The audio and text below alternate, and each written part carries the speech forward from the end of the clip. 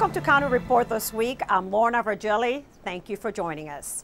County Executive Leggett has introduced amendments to the proposed ambulance transport reimbursement, which would allow the county to be reimbursed by insurance companies for ambulance service.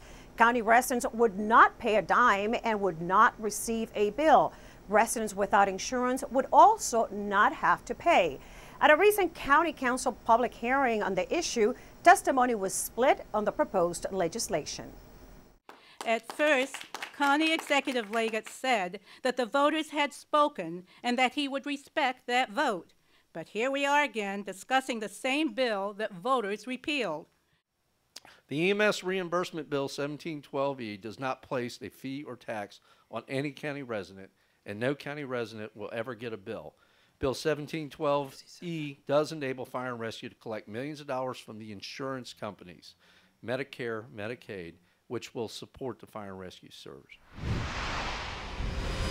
There is a new option for those commuters who are tired of sitting in traffic day after day. Our Susan Kennedy has the details of the county's newest bike share program. Susan?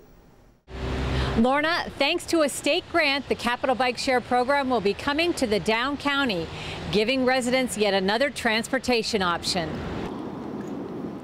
The state of Maryland has awarded the county $1 million towards a new bike share program. That grant, along with bonds and private funding, will help establish the program with 50 docking stations and 350 bikes. Not only did the Department of Transportation, the executive himself, our partners at the state, they all get it.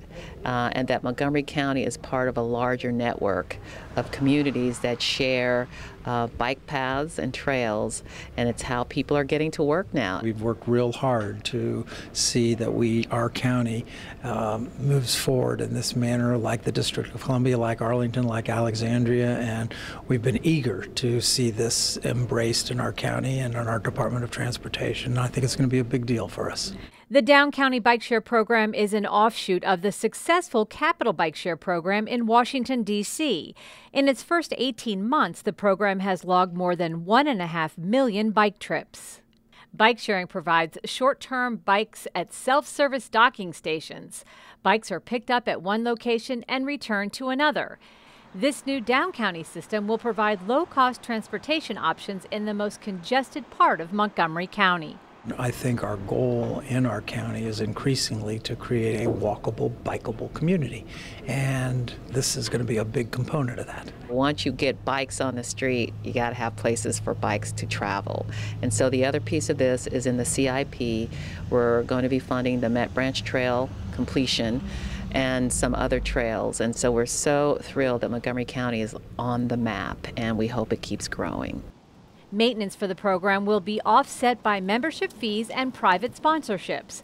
The total cost for the Down County Bike Share program is estimated to be just over $2 million. I'm Susan Kennedy for County Report This Week. The energy tax provision is scheduled to sunset at the end of June. However, County Executive Ike Leggett has included an indefinite extension of the tax in this year's budget. Council members are looking at ways to reduce the burden of the energy tax. The average county homeowner pays $246 in annual energy taxes. Without the energy tax, the county will have to find $114 million to cut from the budget. I think there is general interest in looking at ways to phase out the energy tax. I'm not really hearing anybody say that we're going to sunset it this year because it's been assumed $114 million in the budget.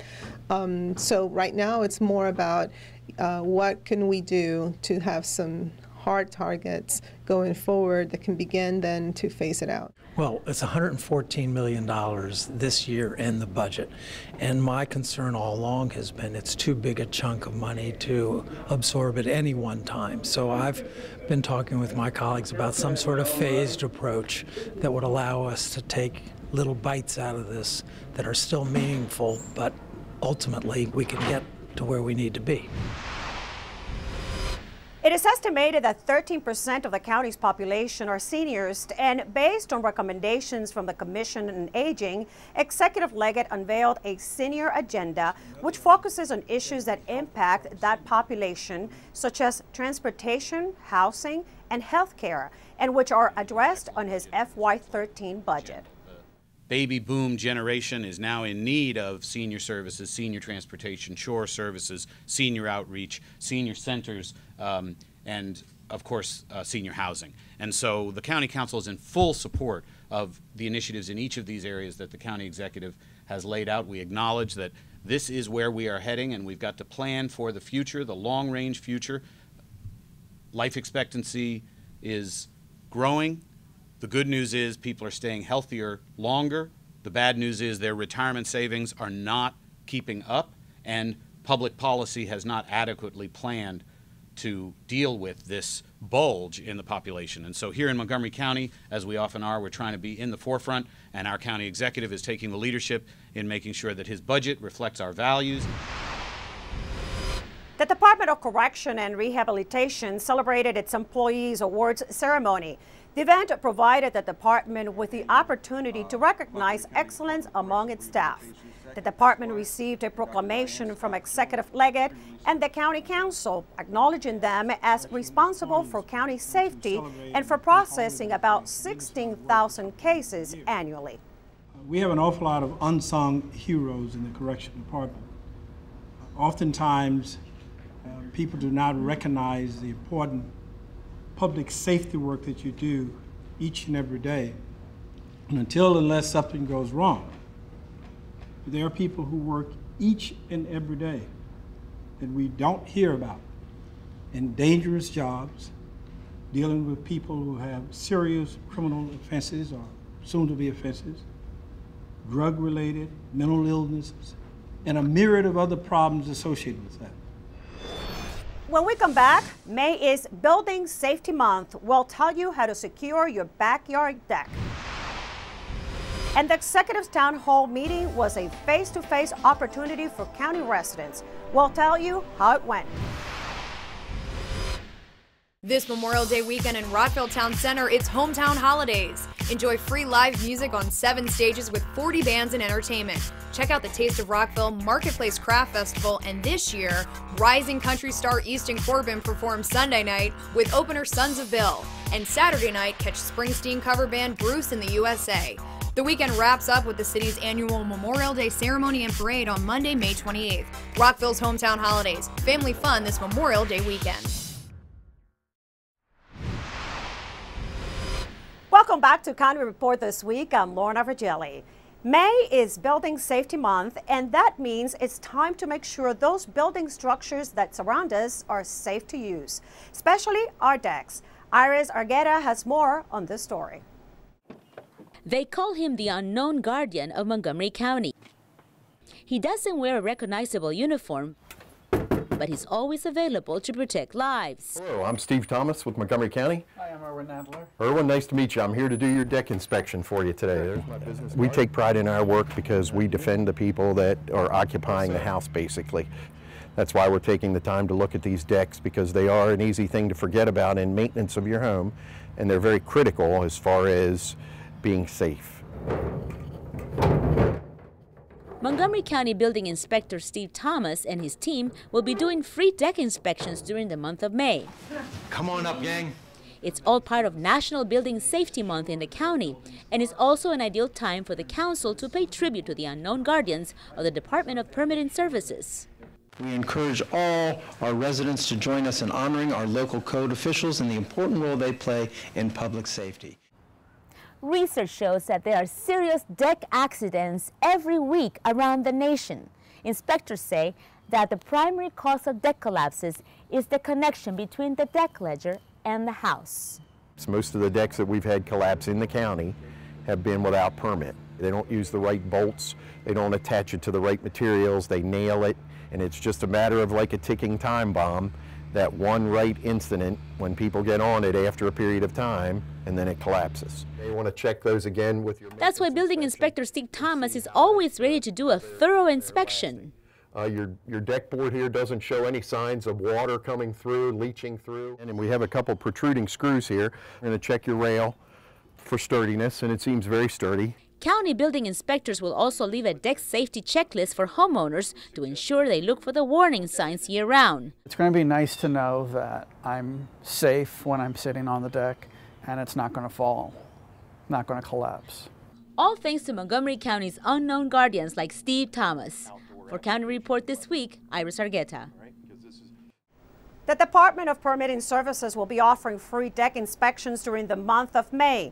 To request an inspection, call 240-777-0311. And now we go for a police update with Captain Tom Didone, who's going to talk to us about a current Click It or Ticket campaign. Captain? Hi, May is Click It and Ticket Month. Officers will be countywide issuing tickets for people that aren't wearing their seatbelts. From May 7th to June 3rd, you can get a $25 ticket if you're not wearing your seatbelt. Under Maryland law, all drivers and front seat passengers and those passengers under 16-year-old must wear a seatbelt. Also, all children under 8 years old must be in approved safety seats. So please click it or you'll get a ticket. Thanks. Captain, are you going to be patrolling all over the county or specific regions? You will see officers countywide outside shopping centers, schools, businesses, looking for those people that forgot to buckle up. Thank you, Captain Didone, for that update. The county executive hosted a town hall meeting at the Friendship Heights Village Center in Chevy Chase. Dozens of county residents attended, and they had the opportunity to voice their ideas and concerns directly to the county executive. During the public forum, the executive discussed his proposed FY13 operational budget and answered questions from many participants. Town hall meetings like this one have attracted thousands of residents, and of course, we will keep you informed of upcoming town hall meetings in the near future. When we come back, we take you to the stars. And also, coming up, we will tell you where to meet about 100 authors. We'll be right back.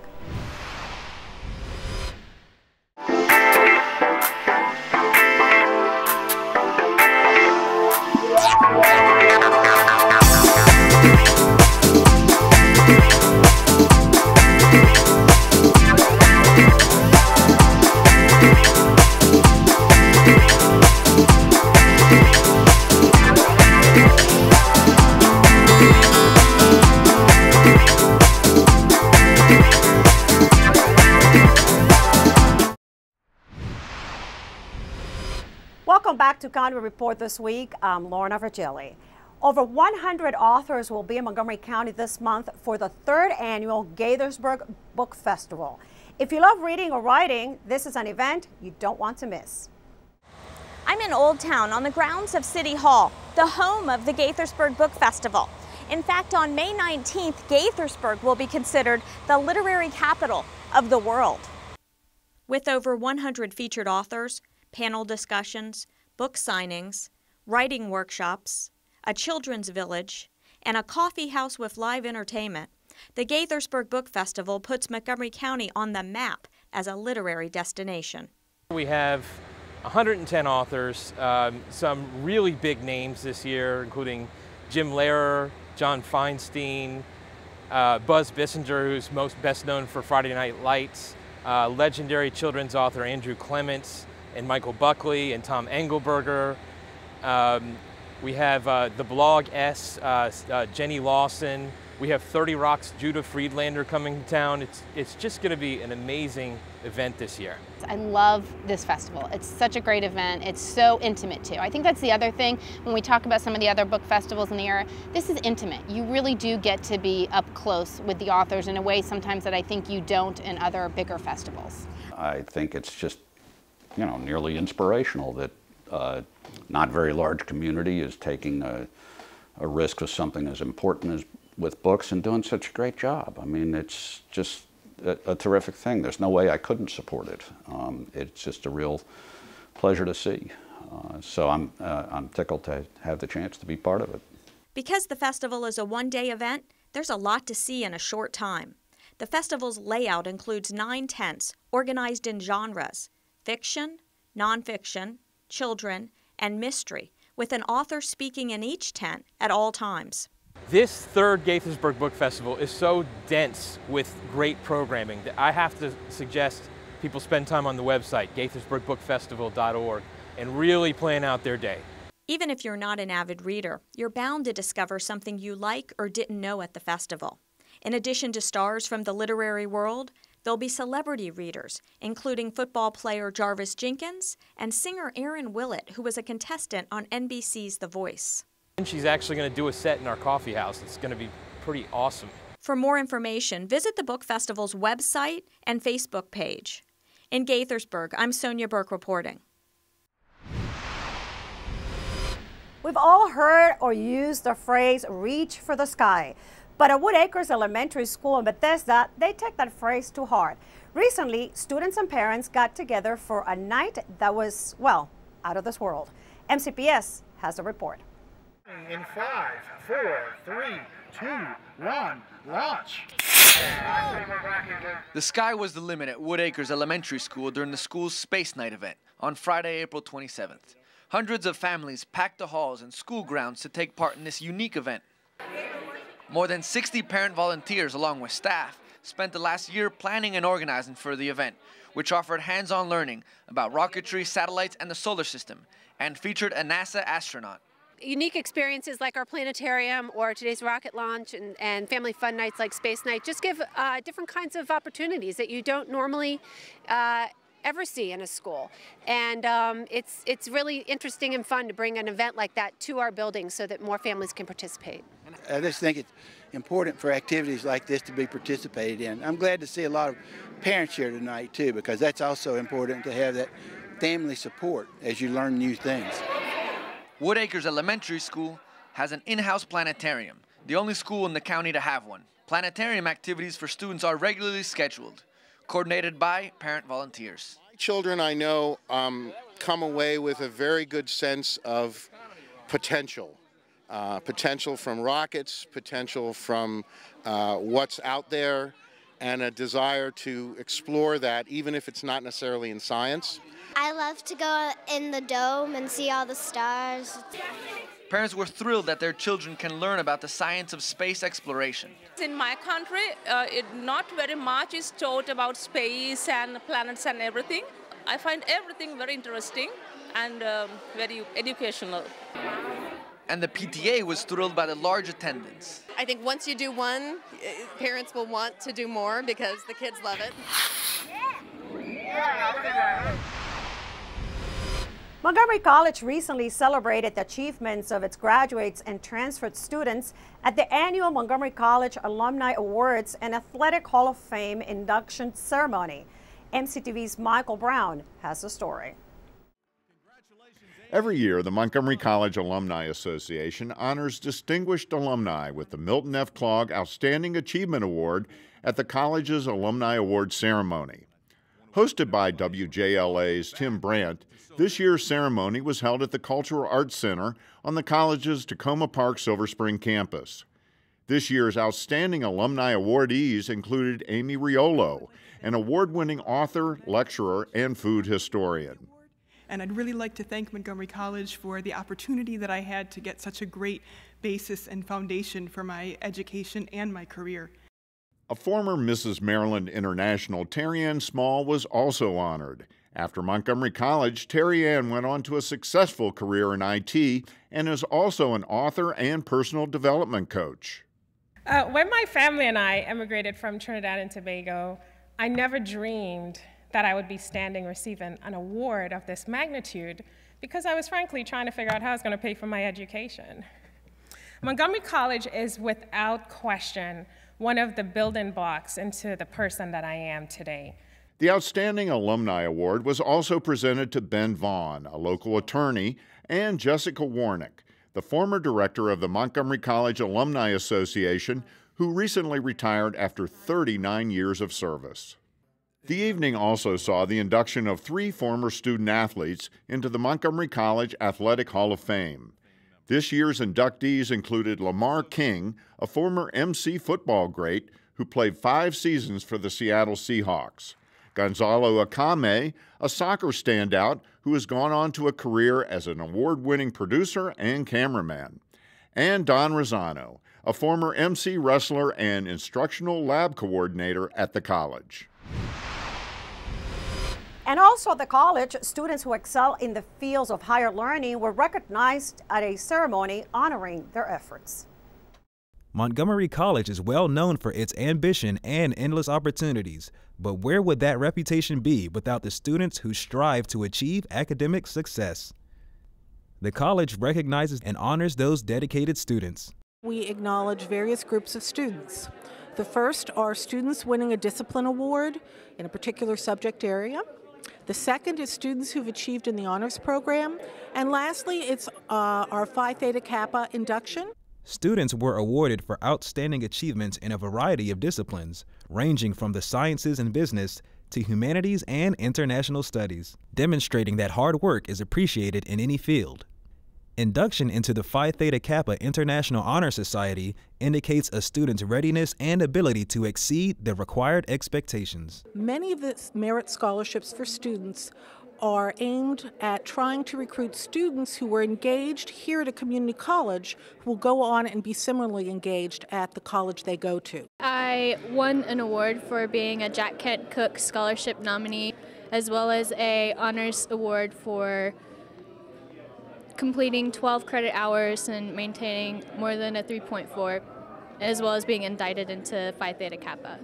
In the past, I've gotten honors awards or academic excellence, but nothing like this. And I've put a lot of time the last 2 years trying to fit everything in my schedule, and it was well worth it. The ceremony is held every year and serves as a way for outstanding students to celebrate their accomplishments with family and friends. I was glad to have my kids here today and my husband, because they're the ones that ultimately sacrifice their time with me. So it's important for them to see the end result. And now we go to Kathy Stanhope from the Humane Society in our Pet of the Week segment. Hi, this is Kathy Stanhope with your Pet of the Week at the Montgomery County Humane Society. And this little darling here is Silk, and she's a very special kitty because she is a pure Siamese seal. She is a wonderful girl. She's about 11 months old, and she is as pretty and as affectionate as you could ever find in a cat. She has big blue eyes, and she is just looking to go home with someone because she does not like being in these cages. Very affectionate. She really has never met me before, and she's just loving getting petted and loving soaking up all this affection. And remember, we're always looking for foster homes. We have a lot of kittens right now, and we have a lot of cats and dogs, and none of them like staying in these cages, so the foster homes really help out. So if you're not looking to adopt right now, go to our website at mchumane.org and find out about fostering, because that way you can have a pet for a short term. The animal shelter helps take care of some of the major expenses, and you get the benefit of helping an animal and the benefit of having a nice animal in your house. So come down and meet Silk to adopt her or find out about fostering on our website. Give us a call at 240-773-5967 or visit us on the web at mchumane.org. When we come back, one special artist will have their work displayed in the nation's capital.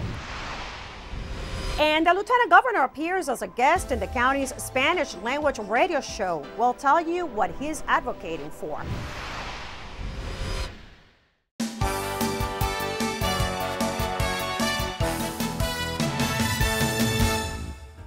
Congratulations to the class of 2012. Montgomery College will hold its annual commencement ceremony on Friday, May 18th. Tickets are required, but you can watch it live on Montgomery College Television. Coverage begins at 9 a.m. The ceremony starts at 10. Governor O'Malley has appointed former Montgomery County Council member Michael Knapp to serve on the Montgomery College Board of Trustees. Mr. Knapp will serve through the end of the current fiscal year. Visit the graphic design and illustration exhibition this summer at the Communication Arts Technologies Gallery on the Rockville campus. The exhibit is on display through September 21st and features the work of Montgomery College students. For more information about the endless possibilities at your community college, visit our website at montgomerycollege.edu.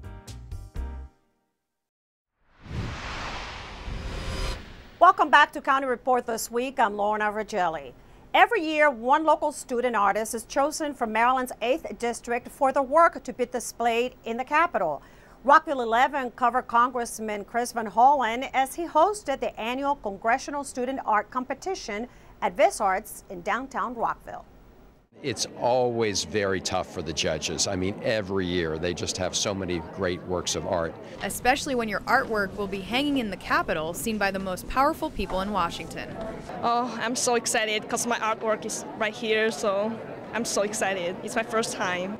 It's all part of the annual Congressional Art Competition. Congressman Chris Van Hollen looks forward to seeing the 8th District's best work.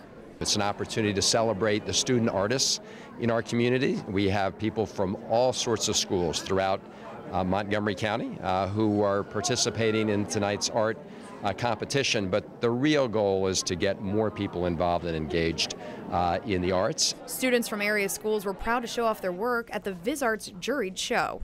I really took a liking to photo painting. So what I did is I took the plain image, which was just a snapshot, and I photo painted over it with using a painter.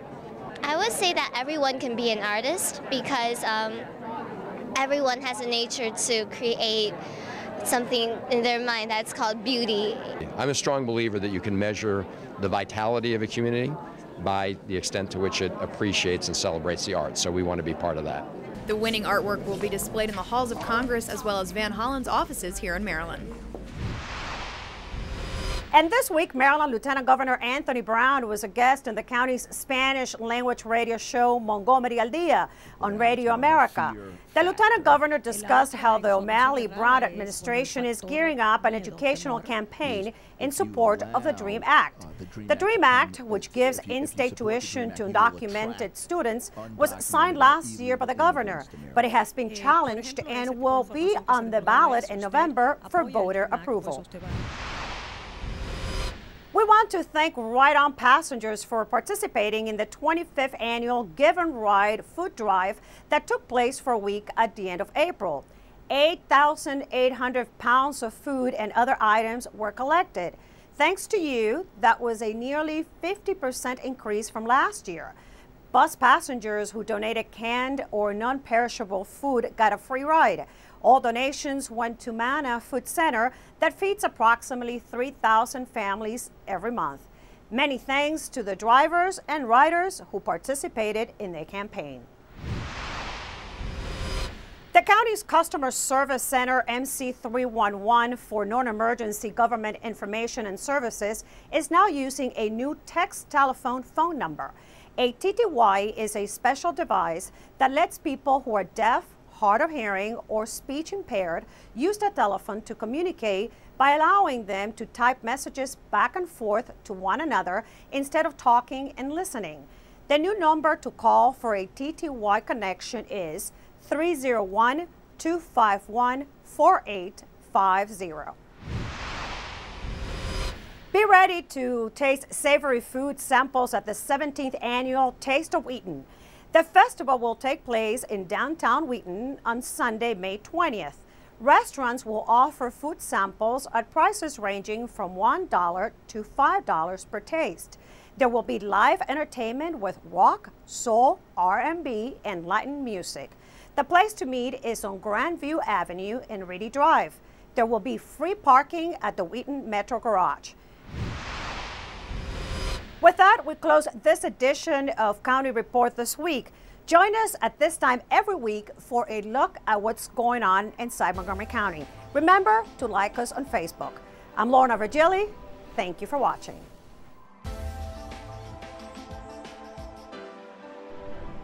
Throughout the month of May, the Montgomery County Police Department is participating in the nationwide Click It or Ticket campaign. The Click It or Ticket campaign focuses on the enforcement of the seatbelt laws in the state of Maryland. The reason I'm flagging you over, you're not wearing your seatbelt. Also during the Click It and Ticket campaign this year, the Montgomery County Police are introducing a nighttime campaign.